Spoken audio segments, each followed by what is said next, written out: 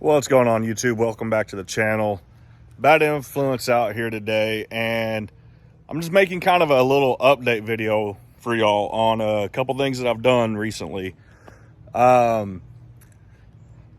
was recently contacted by the company Suparee. A lot of y'all probably know them from headlights, rock lights, stuff like that. And they wanted to work with me on a set of rock lights. So I just got those installed yesterday. I didn't install the whole install because if you install a set of rock lights, it's basically the same for everything. So I'm just going to make y'all a little update video showing y'all the rock lights, and then kind of talk about how I did them and stuff like that. So that's what I'm going to be doing today. Stick around, come check these out a little bit. So they sent me a set of 8 rock lights and then discounted 3 more sets for me. So currently right now I have 2 sets hooked up. So I have 16 lights underneath and around the Jeep. But this is what they look like. They got the clear lenses on them with the directional kind of pieces on them to help it kind of spread the light out. So I got 2 in each wheel well, and then I have 3 down each side. I put 1 behind the grill and 1 up underneath it. You can see up here. So, like I was saying before, if you've installed any rock lights, you know how they go. It's nothing crazy. But compared to my other rock lights that I had from the company Mick Tuning, I definitely got to say that these seem to be quite a bit brighter. I still have 2 more sets to hook up. I'm just trying to figure out how I'm going to do them. I might add 1 more light to each wheel well, and then a few more on each side, and then some in the very back, because I don't have any back there right now. But I'll see what happens with those whenever that time comes. So one thing I did, these lights come with these little switches to operate them. But what I ended up doing is I have those switches turned on, and I have the rock lights ran to my switch pod from Nightlight. So I actually have them right there. So I can just turn them on, and I have them on. It's something I was wanting to do with my other ones. I just never got around to working it out. But that's how I have them ran. The box for the switch pod is underneath the hood right here. You just run the positive wires to one of the terminals, the negative to a negative point, which I use one of the bolts for the fender, and it works out really well. So it has it to where inside I can just hit my rock light button and turn them on and off. I don't remember if I made a video recently about my top, but if y'all remember a while back, Bad Influence was a hard top when I first got them, but it was a paint match silver top.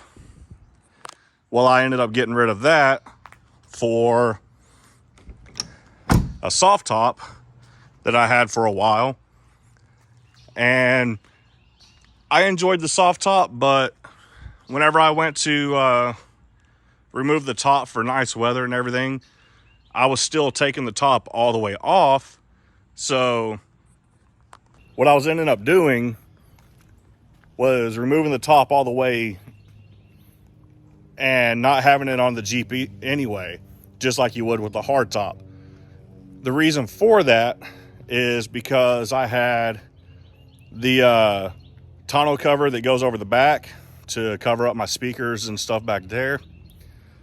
To put that on, I had to have the soft top out of the way. So I would just take it off anyway. So what I ended up doing is getting a hold of a buddy of mine who was wanting a soft top, and we traded tops. So I'm back with the hard top, but now it's the black factory hard top, which I like the looks of. I think it gives a little bit different look to the Jeep and makes it look a little tougher, in my opinion. It seems to look like it's a little bit lower, but in actuality, it's the same height and everything. It just looks, to me, better. Another thing that I've done recently. So I got some new springs for it. They're the same height, 5.5-inch metal cloak dual rate springs. They, the old ones were rusted, didn't look very good, but they were also compressed a little bit and sagging. So in the front, I was actually down almost a whole inch of my height. So instead of the 5.5, it was only 4.5 on the lift. In the back, I think I lost about a 1/2 inch on the old springs. So I'm up a 1/2 inch in the back and a full inch in the front now, putting the newer springs on. What else have I done? Oh, upgraded my winch. Finally got a new winch on here. The Smitty built that I had, it was just getting old. I needed a new synthetic rope. And where the connector goes in for the winch controller, it kept shorting out because the cover never stayed closed over where the connector was. So I've been saying for a long time I was going to get a new winch. I needed a new winch. This Jeep is heavier. With all the upgrades I've done to it since the previous owner had it with the old winch that was on here. So I went ahead, I upgraded. I now have the Badlands Apex 12,000 pound winch with synthetic rope. Some people like to talk crap about these because it comes from Harbor Freight, but I've seen enough side-by-side comparison videos from people testing their worn winches against these Badlands, and I gotta say, they're basically the same thing. I think the Warrens might have a little bit faster spool rate and stuff like that, but they hold up just as good as a Warren winch, and they're a quarter of the price almost. So I'm not going to complain about it. I build stuff on a budget, so I don't have money for Warren winch stuff. If I did, I would buy it, but I don't. What else have I done? Wheel spacers. For about a year and a half, I've been running 1.5-inch wheel spacers, and although they worked, they still weren't enough to get rid of the extra issues I was having with some small rubbing at full lock and stuff like that. So I went ahead and ended up getting 2-inch spacers to add a 1/2 inch on each side all the way around. So now I have 2-inch spacers all the way around the Jeep to get the tires out just a little bit more. Again, with wheel spacers, as long as you don't buy cheap spacers and as long as you do the proper maintenance, torque them down how they're supposed to and everything, they are safe. Retorque them every time you do an oil change or tire rotation, stuff like that, and they stay safe. I hear it over and over and over. Don't run wheel spacers. They aren't safe. Don't do that. You're going to wreck.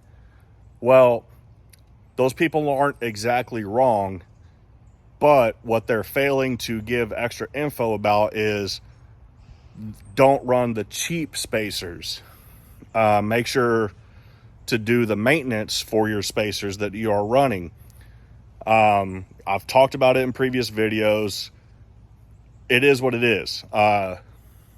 Unless you get custom wheels made, you're not always going to have a wide enough backspace or whatever, the offset, to be able to run these 1350, 1450 and wider tires for the 40s, 42s and up size tires.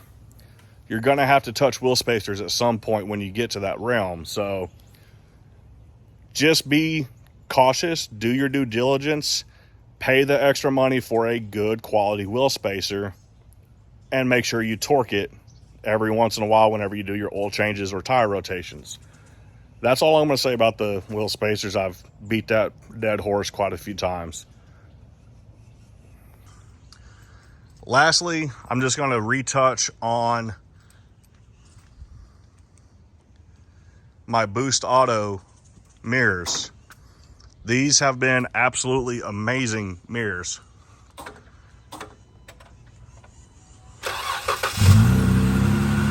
Gotta love that startup sequence. These mirrors have been very awesome. They look great, and I get asked about them all the time of where they came from, what company they are. So I'll drop the link in the description like I do all the time, but get your Boost Auto mirrors. They definitely are a huge difference on your Jeep. So I believe that is all the updates I really have right now on the Jeep. I'm currently getting ready for Crawling for the Fallen coming up in a couple weeks. That's going to be in Stark at the Firm.